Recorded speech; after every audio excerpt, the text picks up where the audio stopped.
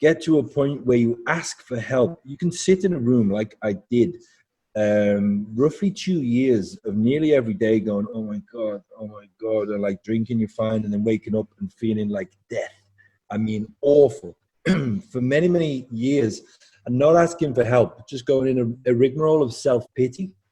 Pardon me. Self-pity is awful, man. And what you do, you go and drink more, or whatever the other thing may be that you're taking or avoiding. Okay, thanks for joining me again for another healing story. I've got a rather lovely guy by the name of Mannion here. He is like me, into his breath work. He is a breath worker, but he's got many other strings to his bow. I know that he has a healing story, and like all other of these healing stories, I don't know his story. So whatever he tells me today, I will hopefully be just as intrigued and excited to hear. I will hand you over to him. And Greg, if you could just introduce yourself. Greg, over to you, sir. Thanks a lot, Dave. So what's going on? Who am I? Mannion. And right now I'm sitting in Thailand. I can see there's a light right behind me, so let's sit in front of that. Yeah, that's all right.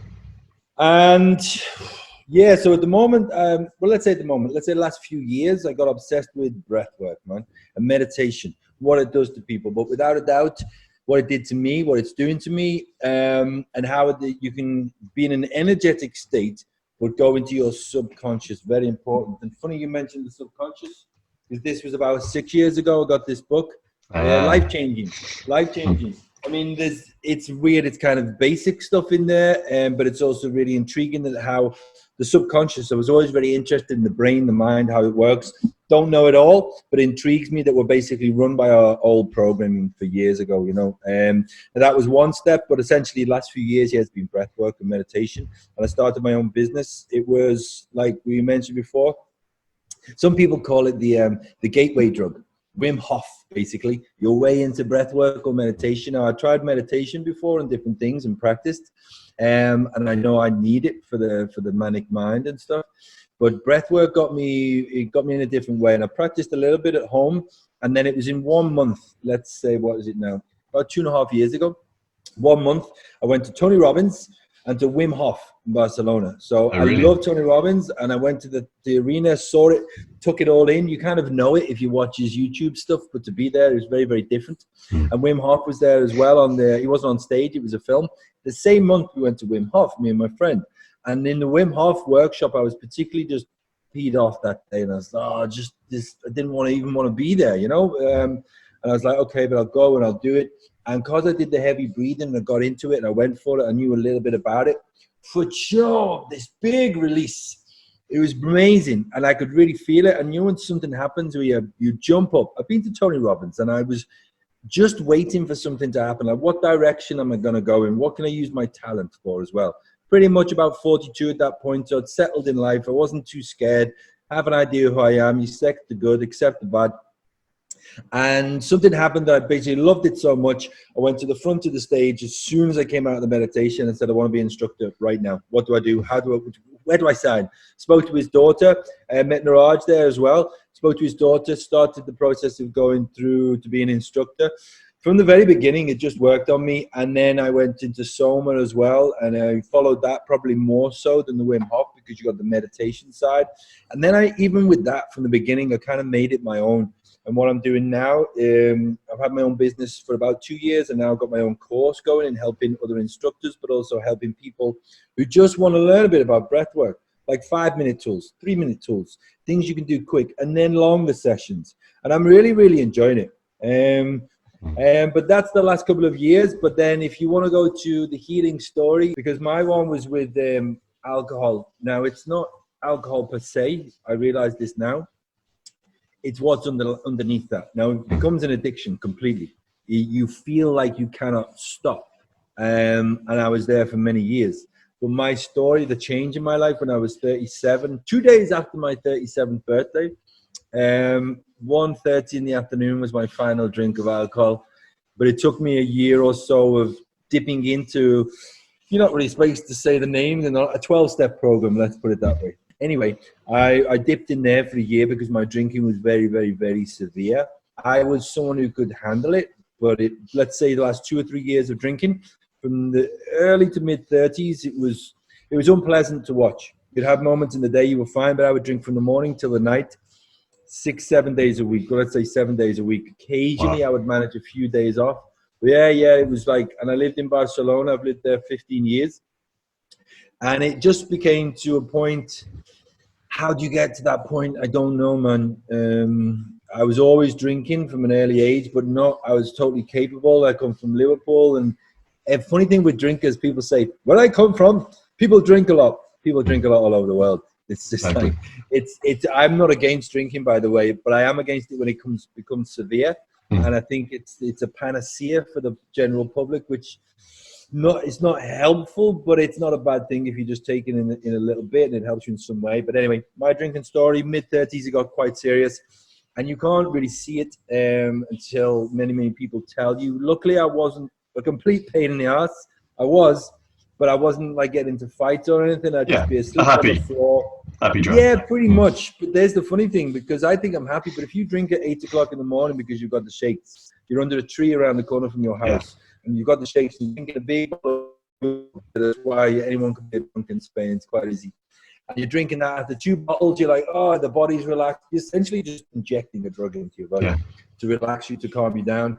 Then you go on that, then you can function and you're happy and you're doing things. But then it becomes in the late afternoon or the evening.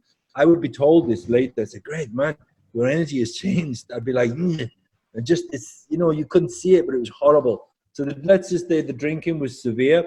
Complete alcoholic before I knew it. But again, you can say alcoholic, you can say problem drinker. It doesn't really bother me. I've gone through the whole process.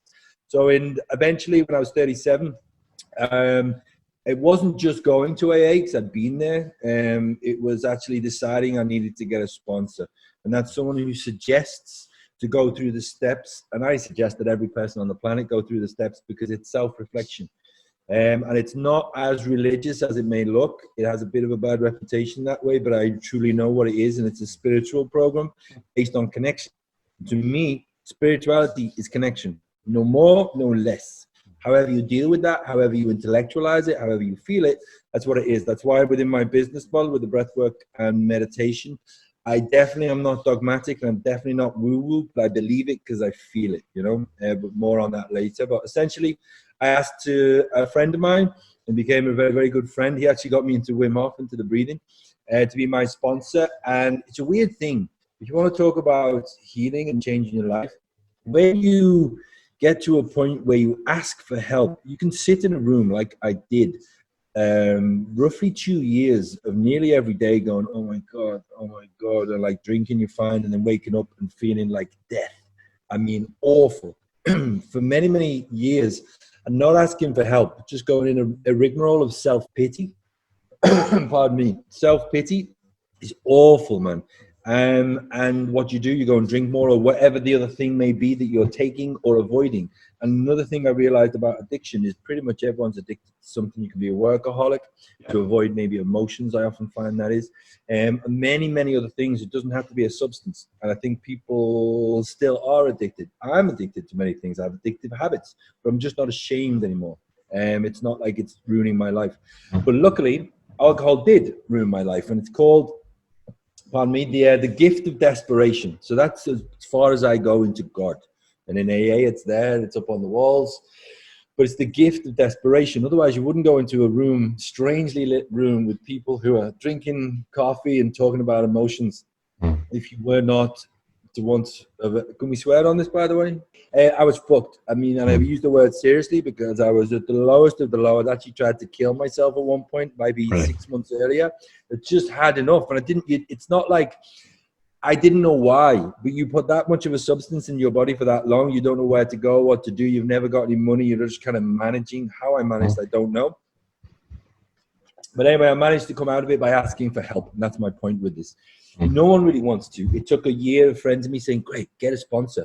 Because you can go to those rooms and you can enjoy the process. You can share a bit. But unless you drop the ego, which is the killer with everyone, man. It's there, present, love it, accept it.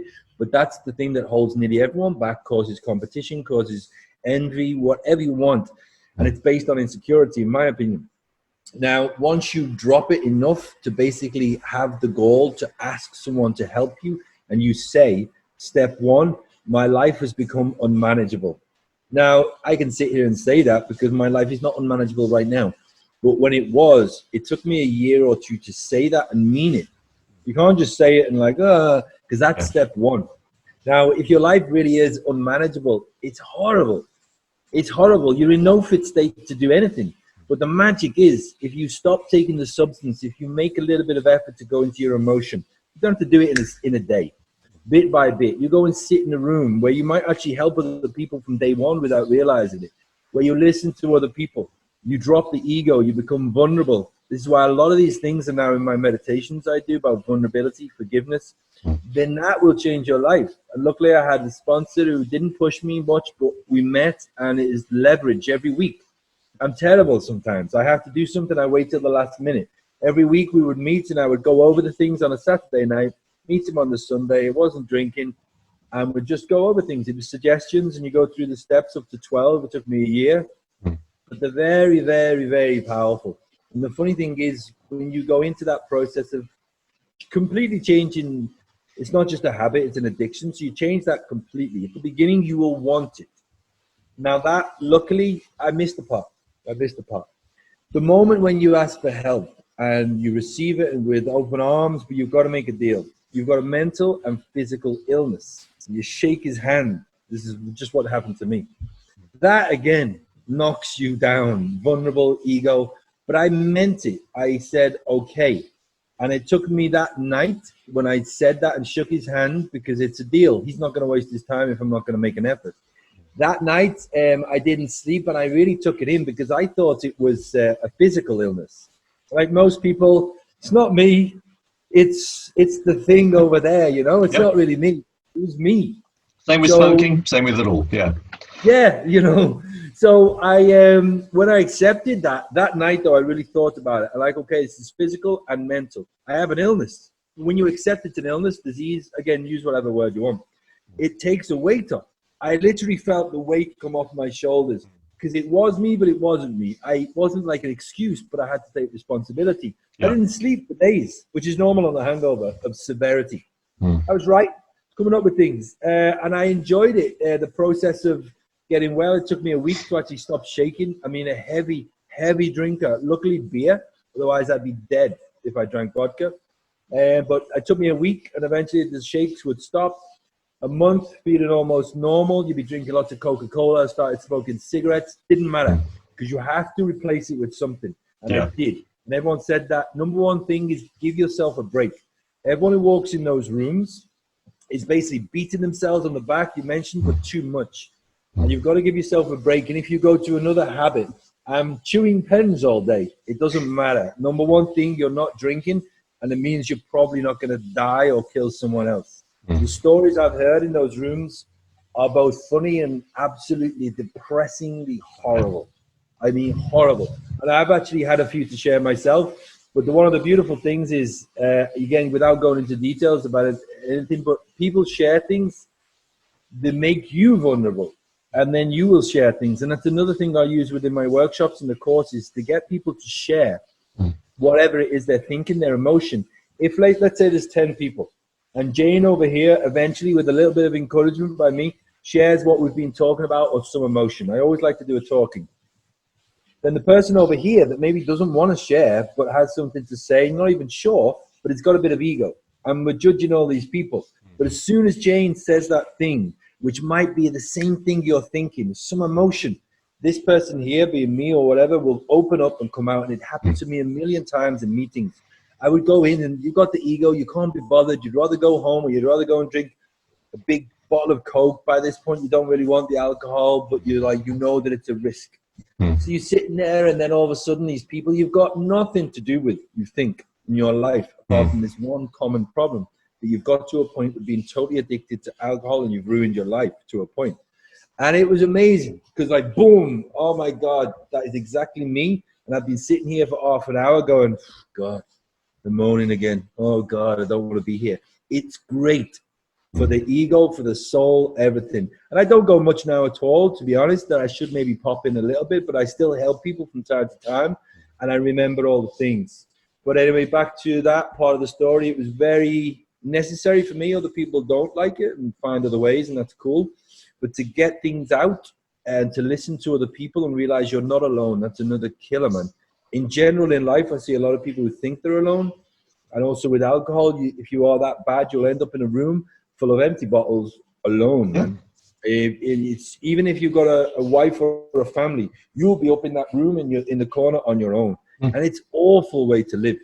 And the beauty of all these strange things and the healing process is when you come out of that, whatever way that is, if it's a week, a month, a year. Let's say with me, a few months, maybe 6 months in, and I got a girlfriend there I met in AA, and some people say you shouldn't do that, but we fell in love. It was really good for us. It took me 3 to 6 months, definitely a year. I was like, I was me again, and it wasn't, I now want to be somebody. I've never really been like that anyway. I just want to be me. So I went back being to the child, to the man, to whatever, mixing all the different ages of the soul of me. And that's all I was, and I was happy with it. And I managed to get rid of a lot of the shit, not all of it, and not like walking around all precious. I'll give you an example yesterday, man. I teach breathwork and meditation, and I had a particularly frustrating day. So I was smoking cigarettes, and I don't like them. And I'm like, what am I doing? Because I want things from the outside. I still have these tendencies, you know? Yeah. Everybody has a vice or two, don't they? Yeah, and I don't even smoke, but it's insane, and I'm breathwork, but it gives you some strange hit. You feel it in the body, but it's another addiction, and I'm well aware of it, but I don't beat myself around the bush. But I did have a bad day yesterday. I just wasn't in a good mood. Yeah. To be honest, the day ended very well because I communicated with someone who was very upset, and I spoke to them, and it made me feel good. And that goes back again to those principles of connection. You Absolutely. listen.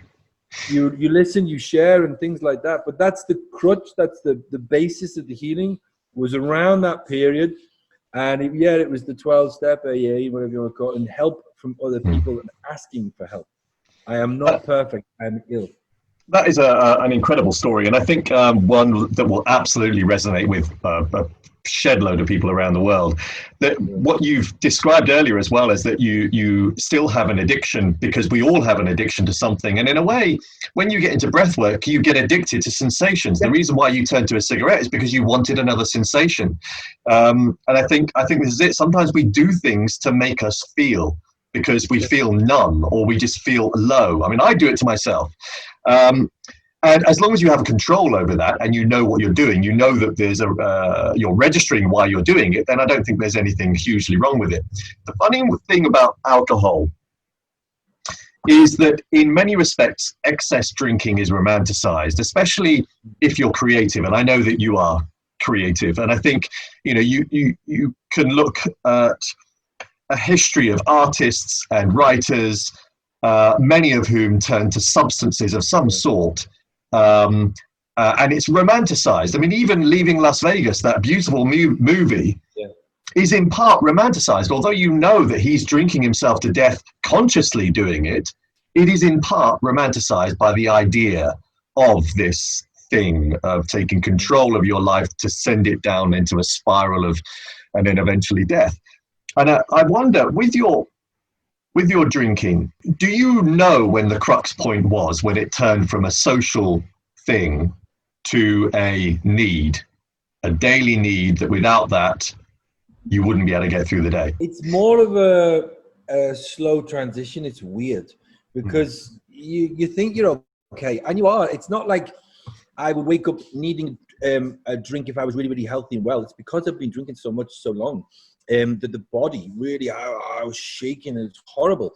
But then there was the time before that, or let's say some days, moments in between, where you go through half of the day fine, and then the brain, if this thing is habitual, man, if we reward it by doing a certain thing, it'll just want it again. The dopamine hit. Hence, you mentioned one of my things I'm putting in my course, pardon me, is get addicted to breath work. Get addicted to meditation. It doesn't matter, because we are getting hit, and a lot of those things that we talk about with the Wim Hof and these faster breathing, you're getting dopamine hit, man, and it's great. I love it, and I love getting high. I I really liked getting drunk as well. It's not, I don't be against it, but when it goes to that point that this habitual part of you, which is then an addiction, it's got to have it, or you believe it's got to have it. When that happened, couldn't say. Let's say mid late 20s, I was drinking every day, but I was working. I would have a few beers at night. That was it, you know. And then the weekend maybe a bit more, but it was definitely a tendency to numb things early on. And you mentioned that it is that, and I would often go to films and stuff. Like there is a big creativity within our family. I've done a bit of acting and singing and music and just playing. It's essentially to play, but that stuff has to come out of me. So if I feel that I'm not expressing myself in any way, maybe I use the alcohol a lot for that as well, because then I would be expressing, then I'd be laughing and joking, which I am like. But the funny thing with me and a lot of alcoholics, you'll see there's one side which really is funny, joking, playing around, and the other side that just wants to be quiet, just wants to chill, man. And some people don't get that with me, because I'm very outgoing, but it was Jung who came up with the introvert and the extrovert. It's not one or the other. We're both. Now, you'd probably put me in the extrovert category, but I need that quietness. Now, with the alcohol, though, I gave myself the excuse to constantly be out there and talking and active because I liked it. But then maybe underneath, I thought I had to be like that. There's a whole minefield of what's and whys under there. And I've got into it a bit, but not completely. It's more just to stop it, if you see what I mean. But the time... Let's say I always had tendency to numb the pain, but also I enjoyed drinking. It wasn't like, boom, I was an alcoholic. Probably my early 30s in Spain when I just let it go. And it was cheap and I could do it. And yeah, I wouldn't have survived. I really wouldn't have survived because it's mentally and physically, it's so bad, so bad. When you get to that point, it really is. So yeah, I would say probably the mid 30s, something like that. But talking about creativity and then meditation and breath work, I still do not have the answer. What the hell am I doing? Traveling around the world, breathing with people, and I don't know completely. Maybe connection. But there's a lot of creativity that comes out when you have the power to calm down, but also then to use your energy in a good way. And I'm sitting here, man, this is a bit of coffee, but I love English tea. I mean, I drink like 10, 12 cups a day. I just love it. Maybe it's too much, but I always need and want something. But if it can drive me a little bit towards helping me be creative, which means you have to express this baby around here, chakra number 5, finding a way to express or something. This is what I want other people to do as well as me, because if someone else does it, it gives me the impetus to do it. In the course that I've started, I had people writing their first meditations, even people who've been instructors, they've never written a meditation. I'm like, come on. So they're writing them, and it's almost bringing me to tears because they're just beautiful. And it's not, this is this meditation that's about such and such, and it's very profound. It's just people expressing themselves, man. That's the key. It's such a buzz. It's such a buzz in that. And I don't think a lot of people go there. It's more like, here's how to do this and do this and do this. Yeah. You've got to learn that. But I'm a huge fan of who are you, man? Who are you? What makes you tick? What make it your own. Yes. That is exactly the line. Make it your own. And actually, I have plans to do courses to teach people to make their own technique. It was Dan Brule. I was like working, studying with him a little bit. It was at his retreat in Mexico. And he was like, he's a character. He can talk forever. God bless him, but he's a character. He's like, make your own technique. Make your own. Do it. If you want to do this breathing thing like this, then stop and see how you feel. Then you go and you do it. You're lying down. Then you go and you do it when you're running. Then you go. And I loved it because he was like, change it around. Yeah. There was no business with him. It's all just like, find your way, you know? And it really struck home with me. And that is where I want to take things if I can in that respect. Help. Oh, you will. Yeah, you will. I mean, I've always said on my channel, mix it up, everything, you know, everything that you do, once you get to a point of understanding it, then you could very quickly get to a point of being bored with it. So at the point of understanding it, mix it up, experiment. That's the whole idea. That's what life is meant to be about. Because I get, like you, I get posed questions about some of the stuff that I do. And it's always the question around, specifically, can you tell me how I do this in this sort of that regimented fashion? Because I want to do it right. Well, to a certain extent, that's kind of a good question. But at the same time, quite often there are no rights or wrong. It's about figuring out what works for you, and then playing around with it. So no, good for you. I love the idea of your course, actually, because I think you're right. There aren't that many courses, I would imagine, where they get somebody to write their own meditations. And then send it in and share it. I just quickly, before you go to the next, I want to say, because it's so important, there's another one in there that's called Stranger Stories. And I saw it in New York 2 years ago, and I've done it a few times around the world. Piece of paper. And you say, write whatever you want, but it's anonymous.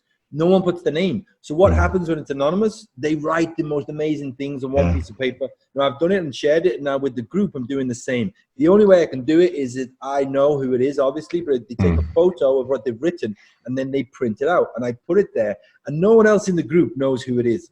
And if my plan is right, I'm going to get hundreds, if not thousands of people doing this online, totally anonymously. But what happens is they share their emotions and secrets. And then this person over here is like, oh my God, I relate to this and that. You don't know who it is.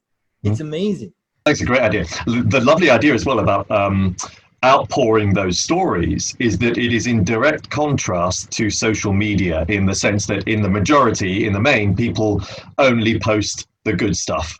They don't tell you really what's going on. This is my life. It's not really your life. That's just what you want other people to see. But by doing that, it's just a great way of people actually getting some real genuine stuff, of some outpouring of real emotion without the connection to it being from them. So it's good. Yeah, you're going to see some really interesting stuff there, I think. Going back to let's say there's somebody watching this right now that is currently in a similar situation to where you were.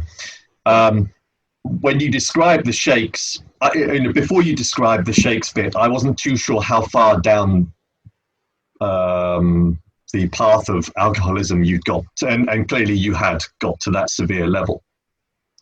The funny thing about when you said about despair, and that being quite often the trigger or the catalyst to change, is that is such a fine balance. When you're at a point of despair, the easiest thing to do is to that, because and that's why alcohol is just like any substance, is an amazing thing, because it's a change state creator. I feel shit, therefore, boom, better. So if you're at a point of despair where therefore your rational brain isn't working anymore, there has to be something something has to occur. Either a flash of rational thought or something else has to occur in your brain to make you think, I'm desperate, I need to go and see some people, rather than I'm desperate. That's a really interesting point, I think. Okay, it is, because the funny thing is, now I've mentioned my story a few times, and we're talking about, it just relates to quite a lot of people actually. But the thing is, if I admit it completely, I was really, really, I'm going to say weak, but I've forgiven myself, but I was weak for years, man. So the point of that beer, like you just mentioned, it is, the brain remembers that beer is actually good for you, because I would feel so ill and bad even through the day, and keep drinking because it would make me feel the buzz for 5 minutes before I'd start to feel really weird again. So it's awful, but the brain is like, that's going to solve the problem right now by giving you this weird hit. And it does for a short period. So it wasn't, let me think, there was 2 points, but it took me a good couple of years and many people telling me, tripping up, and no, I'm going to do it. Lasting a few days. It's okay. Got a day. And then boom, boom, boom. No, I'm going to do it. It's going to be okay. So there was many fails. And if you get that low, there will be many fails. But what happened to me, and then I realized now I do have a story and it can help, is you do have the power to choose. So I would be there for years saying, I need a drink. I need a drink, I need it. And then what happened about 3 months in, I'm sitting outside a meeting, and I was about to go in. I'd had like 3 big bottles of Coke. Awful behavior, but it kept me going. And I was like, I need a bottle of wine. It came back to me. That was one of the last times ever. I got over it quite quick. I need a bottle of wine. And I was like, hang on. No, I don't. I want a bottle of wine. Now that seems like simple, but that was a huge change. I wanted a bottle of wine, but I didn't need it. And maybe that's through going to AA and things for a while at that point. So I went to the meeting, and that thought never came back to me. But the point, it takes a long time. And people see me and say, wow, you've done really well. And I have, but I had a lot of help, but also I failed a lot. And then eventually it was, I think again, the ego. Just had enough. And I mean, years of saying I've had enough. And I didn't feel terrible this day. The worst I'd felt was maybe 6 months before I finally stopped. It was a gradual thing. But trust me, if you're an alcoholic, you have 2 beers, you're going to have 10. It's like, but you can do it slowly. So it was one day just when I'd been told many times, Greg, get a sponsor. I'm okay. I can do it. Get a sponsor. So I picked up the phone. I knew this guy. Luckily, he was Irish, which I'm Liverpool, which basically makes me Irish. And we contacted, I sent him a message saying, would you like to be my sponsor? I remember, I was outside a supermarket in Barcelona. I can see it right now. It was just literally that simple thing. And he said, yes, I'd love to. I'm like, that's weird. Wow. That's what happens in there as well. People are like happy that you need help, things like that. And that can have its strange side, but 90% of it is very, very good natured. It really is. So I went in there and I explained myself, and I am a pretty honest person anyway, but if you're a drinker, you'll lie. Yeah. But that point was the time, to be honest. And I said, I'm like this, I'm like that. I've done this, I haven't done that, I haven't done this, I haven't done that. He said, are you willing to try? Do you want to meet after the meeting? I'm like, yeah. So that's when we made the deal. He wrote some things down. He said, we're making a deal, and you've got to take this in. You've got a mental and physical illness. Shook his hand, thought about it that night, agreed, and then I was off. But the weirdest thing that it's simple. But of course, the brain and addiction and all these good little drugs that we take in, they're like, no, you don't need it. You don't need it. And the ego as well. You don't need it. You'll be fine later, you know. But it was just a gift of desperation. Eventually it went boom. But you have to make the choice. So if anyone is in that position, it's a strange thing. I don't think he'll mind. No, my brother's also been a drinker, you could say. Slightly different style to me, and maybe a bit later in life, but the same thing. And you have to accept that it's bad. Now, he didn't for a while, and eventually he did, and asked for help and things, and I hasn't drank since, I don't think. But you have to get to a point where, you have to ask for help. It's got to be something real. You can't do it for your wife or your kids, which a lot of people do. Eventually, you realize, let's say it's a bit like therapy. I was watching one of my favorite films called Ordinary People from 1980. It's directed by Robert Redford. It's about emotional problems within family. And eventually, the father goes to the therapist to talk. And he starts talking about his son, who's going to the therapist originally. And then as he's explaining things and the therapist is listening, and then he's talking to him and he says, I think I know why I'm here. And the therapist goes, why? He said, it's about me. I said, good. Now let's talk about you. And it's done so simply, but so powerful. I get the hairs on the back of my neck because it has to be. It has to be. I'm here to help Jane. I'm here to do this for my wife or blah, blah, blah. No, man, it's got to be for you, otherwise it won't work. And I've seen it in AA many times, and it didn't work. And then 3 weeks later, they come back in. And they come in, and it's weird in there as well, because if anyone's listening, right, don't be put off by how it can look strange from outside, how they're nearly always next to a bloody church. I mean, God bless whatever that is. But it puts people off, man. Of course, yeah. It's strangely lit rooms, usually with someone in the corner making some really bad tasting coffee and like, hello, welcome, come on in. And you walk in, you're shaking. But underneath it, the principles are so powerful. It won the thing called the Lasker Award in 1954 because it realized that it could help cure lots of society's ills. And it is that principle. It was 1933. The two guys got together who one was still drinking, the other one wasn't, wanted to drink, realized he had to find someone to speak to. Boom. They were speaking for hours and they realized that talking about it, that connection stopped them from drinking. Like, my God. And that was a process that started it and got bigger and bigger and bigger to get groups of people together with the same problem to discuss and talk about it. Because actually there's another thing. If you do have this problem, it might be difficult to talk to your family and friends. It's not easy. Yeah, but you're normally hiding it, aren't you? Yeah, and they might not have the best advice, even if they're trying to think good things. Oh, what are you doing? Oh, you've got to stop, or you've got to do this. You can't tell anyone to do anything. When you go into the 12-step programs, it's suggestions. I wasn't told what to do. There's actually one person told me to do the steps, and it put me off. So it was like a month or two later that I actually did them. You've got to decide to do it yourself, and it's suggestions. And it's like there's things about resentments, and everyone says, I don't have resentments. And then you start writing, you're like, oh my God, I do.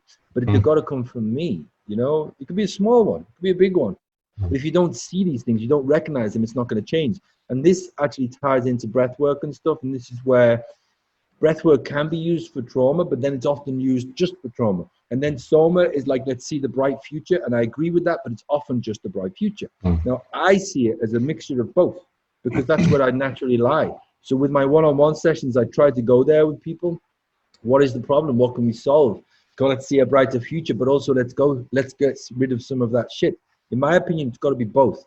A little bit of either way. And it really does relate, again, without realizing it, suppose the meditation, the breath work, without being like sitting on a cloud, being guru, Gigi. But I actually sit in the cloud often in the meditations. So I'm very much in a fantasy world. It does tie into some connections, some to release, and then seeing the beautiful things which relates to the subconscious. In any meditative state, you're talking to the subconscious. If it's a visualization meditation, the mantra transcendental, which I got into again because of a character, David Lynch. I liked him, and it was a documentary about TM, and that's what got me into it. Otherwise, it looked too weird. It was Wim Hof got me into breath work. Otherwise, it looked too weird. And I'm hoping to bring my style in a similar way, to just be like, look, I'm this weird guy with lots of energy, but I do these things. I enjoy it, and I don't need to be sitting on top of a mountain to do it, because it brings more people in. I went off on a tangent, but yeah. Don't worry, when I was going to say this, it's funny actually, all this stuff, that 20 years ago, everything that we're discussing right now would have been considered totally woo-woo, fluffy, you know, blah, blah, blah. The brilliant thing is that especially, well, I say the brilliant thing is, right now, everybody's going through some form of anxiety. To a greater or lesser extent, everybody is. Even if they don't think that they are to a certain extent. And it's only going to get worse given the current worldwide issue that we have. And because of that, I'm noticing that people are a lot more open to other ideas. Breathwork, thanks to Wim Hof, really, breathwork, thanks to him, it is now in the mainstream. People can talk about it without thinking, oh, I'm talking about something a bit weird.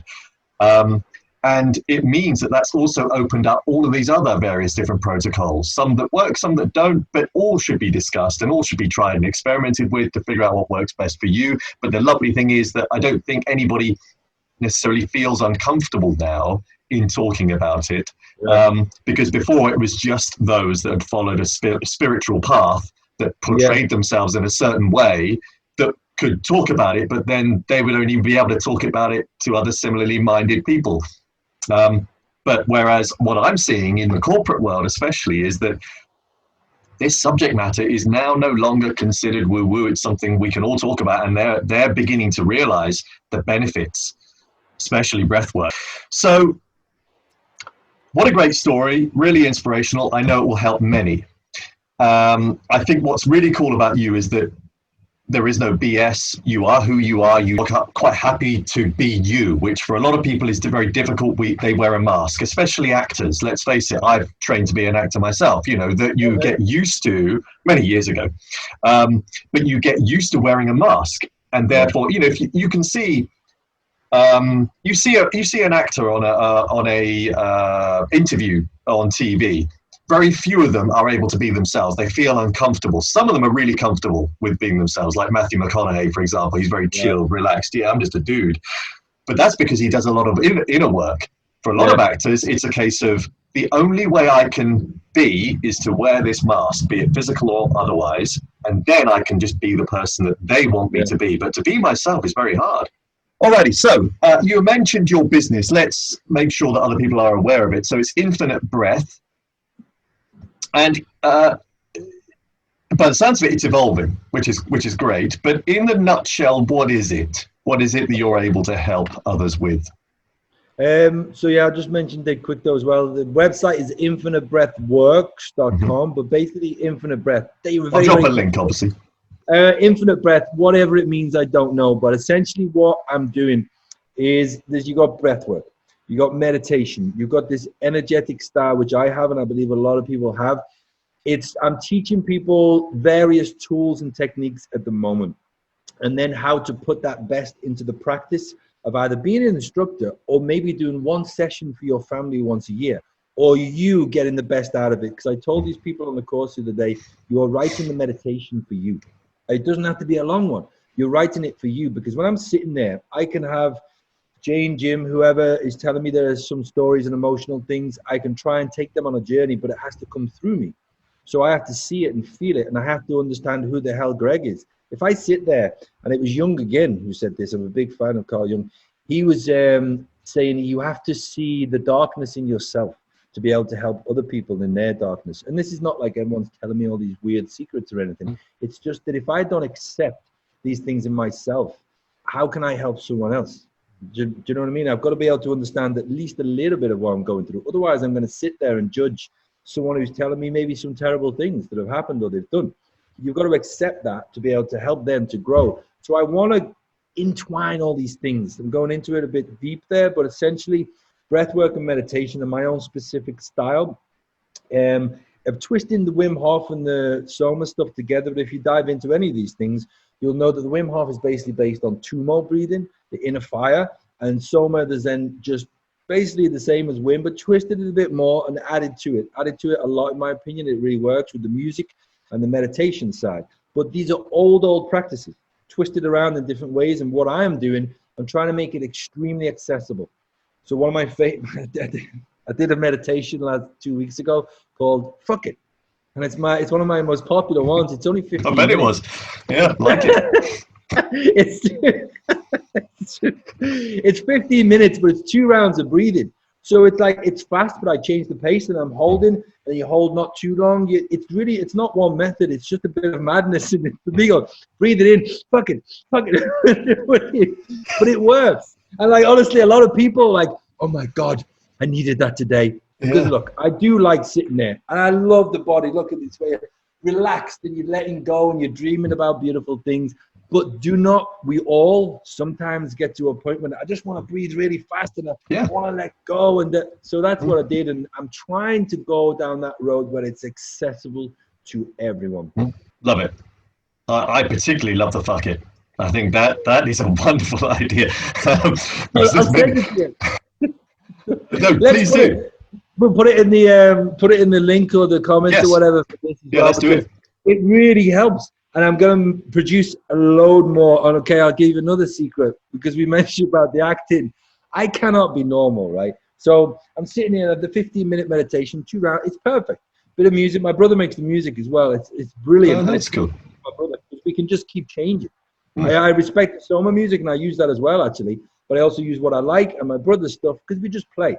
Yeah. But within that, I'm going to do different impersonations of people on these meditations. So like 10, 20, because I'm from Liverpool. If you can't do impersonations of basically everyone you meet, then you can't stay in Liverpool. That's why I still get into trouble in Barcelona, and I'm going to use Kopanang as an example. Yeah. Beautiful place. I like it a lot, but it's too hippie for me, man. And I don't care if I offend people, because it is for me. Because I go around and I'm saying these things and I'm laughing, I'm joking with people. And that's exactly what we do in Liverpool without being nasty, but some people still don't get it. But the impression, and it's actually a connection. It's a form of empathy in a Liverpool style. Yeah. But I'm going to do lots of different impressions and styles with people. And if I can get someone in there that's meditating, enjoying it, and then all of a sudden I bring out a swear word or say something really weird, and it knocks their pattern. Tony Robbins talks about this as well. It was an old Freud thing. So in the middle of a therapy session, you're talking, and then all of a sudden you bring in a swear word or a weird word. It changes. The brain is expecting. We're listening. We're expecting. We know what. Boom. Break in pattern. I go left. I go right. That's really powerful, in my opinion. And it's not just like swear. There's reasons behind I do these things. Totally. Well, I mean, it's very similar kind of to Joe Dispenza and what he talks about when we think about routines. And I did a video on this the other day, in that routines are a brilliant thing. It's great to have routines, things that you can turn to that make you feel good. But the problem is when you become so rigid with those routines, then your brain kind of just goes along with them, but you don't get the real benefits. You need to shake it up. You need to get your brain to question stuff every now and again, don't you? And he talks a lot. I love Joe Dispenza, by the way. I've got his book here as well, Becoming Supernatural. Yeah, that's a good one. I like the way he talks and everything, but he talks about let the environment, don't let the environment make our habits, which we do. Again, I try not to give myself a hard time because yesterday was a particularly bad example. But at the end of the day, I was like, fuck it, I'm having a bad day. But it does, our environment changes us. Now, maybe that's another reason I'm always looking for something different to do, different places to go. I have a philosophy as well of meeting every single human on the planet, man. Through my life. Why not? Because it intrigues me so much. Like, okay, I'll give you a quick example. I'm drifting, but I think it's important. I'm sitting in this place now. It is stunning. It is beautiful. It's extremely expensive, but not now because that's one of the pluses with COVID. It's actually very cheap. Not very cheap, but it's okay. Now I'm sitting here. I've got this beautiful, beautiful view. Now there's a monetary value put on that view. But in theory, I could go around the corner and find, like, let's say, to be honest, a hut where the Thai people are living, and they've got the same view, but it's worth like less. Now these values are added to things, but if you wipe away all that shit, all that supposed value and supposed position in life, then it's all the same. We're all very, very, very much the same, but there's just different shades. But it intrigues me. It really intrigues me, human beings without the position. But I've always been like this as well. Like, I don't care if you are a boss, a CEO, or if you're living on the street. If you come to one of my workshops, man, you're the same. Okay then, sir. Thank you very much. Thank you. Have a good day. And you. And to those watching, I hope that proved a useful story to anybody that might be going through a bit of poo at the moment. Yeah, hope so. Also, may I do a mild, shameless bit of promotion? No, please do. Yeah, that's what this is for. Every Sunday as well. Yeah, in part, but every Sunday I do a thing, Sunday sessions. You can watch it live always on the website. But I record it and I put it in there. It's totally free. It's an hour session. The idea is we don't go on too much. We say hello. Pretty much a similar group every week from all over the world. And we just do a little bit of a breathing tool, whatever I've got in my particular box that week. Different things you can use in a few minutes. Bit of a hello, and then boom, 30, 45 minutes of breathing, and then a group connection afterwards if it's needed. But it's free every week, 6 o'clock European time. But if you check the website, you can go, and yeah, it's totally free, man. Like it. That is a worthy promotional thing. Greg, thank you, my man. Really good to speak to you. Yeah, you too. We'll speak soon. Take care. Absolutely. Ciao. TTFN.